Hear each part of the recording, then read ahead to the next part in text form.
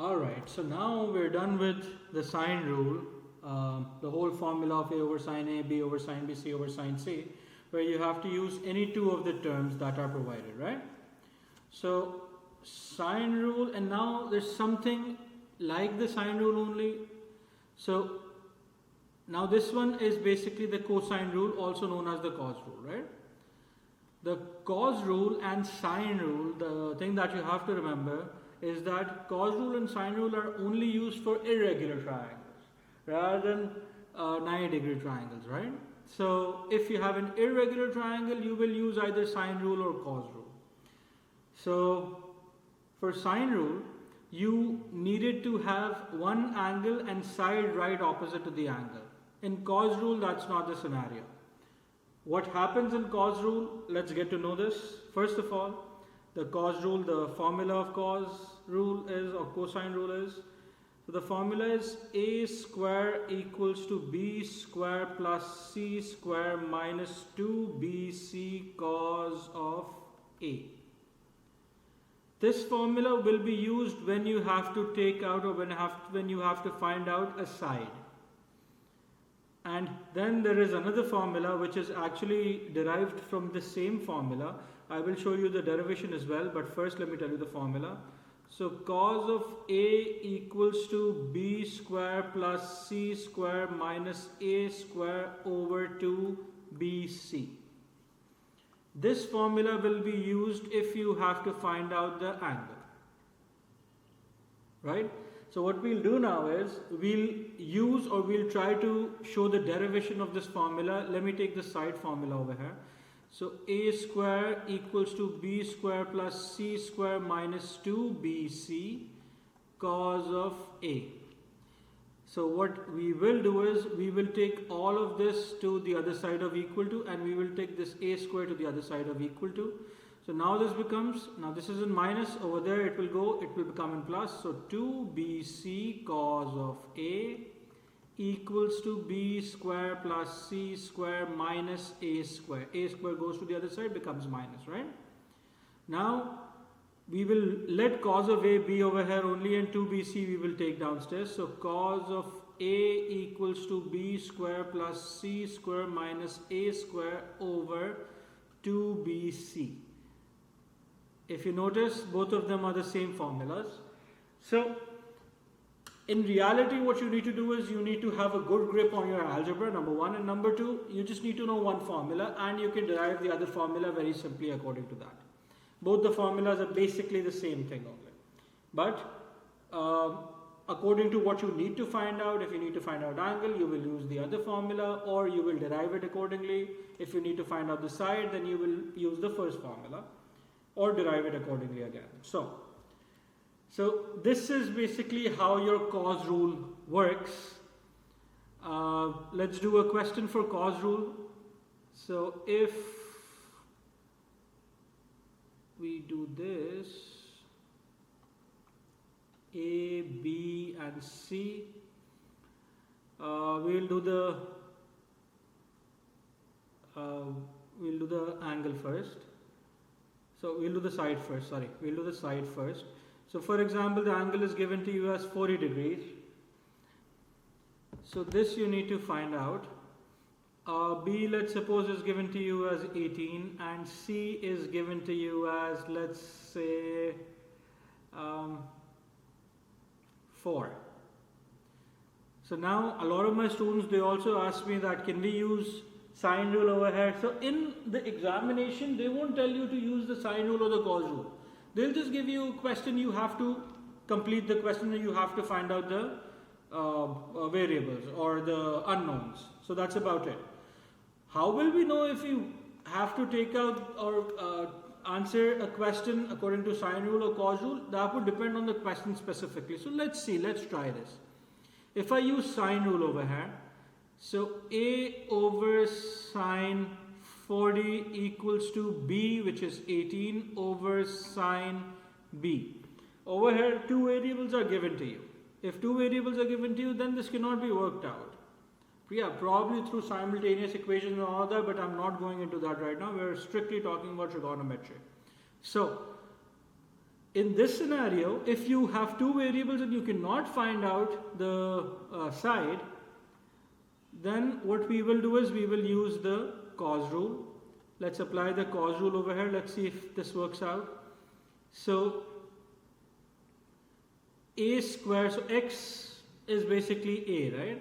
So x square equals to b square, so this side is b, so I'll write it as 18 square, plus c square, so this side is c, so 4 square minus 2, 18 times 4, cos of 40. So this will make things a whole lot easier. Let's try working this out. What is 18 square? 18 square is 324, equals to 324 plus 16 equals to 18 times 4 is 72 times 2 is 144 minus 144 cos 40. And what is cos 40? So cos 40 is 0.766 times 144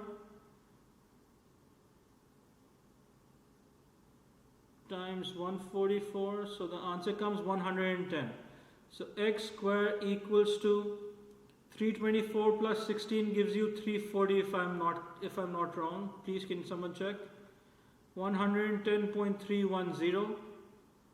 So 340 minus 110.31, which gives me x square equals to 229.69, and if I root this answer, root 229.69, so I get 15.15. X equals to 15.15. And logically speaking, if you see, this side seems to be the longest, so this side is coming up to be 15.155, so what, 15.15 is correct, right? So this is basically how you have to pull off a cosine rule question. We will do one more question. I need some space over here. What I'll do is I'll use the space over here. So this was the derivation. If somebody did not copy this, or if somebody did not understand this, please rewind the video and see what was happening over here. So let's try one more question where you have to find out this angle. This is A, this is B, this is C, and all three sides are given to you. So C is given to you as, let's suppose, 8, B is given to you as 14, and A is given to you as 10. So let's try to find out the angle according to the sides. So I'll use this formula for cosine rule. So cos of C. So this time cos of C is what we need to find out. So we'll find out cos of C equals to, and do not get confused that A, B, C are given to you in the formula, so over here also A, B and C should be given to you. No, that won't regularly happen. Might happen, but not necessarily that would happen. There might be other variables given to you as well. So for example, P, Q, R.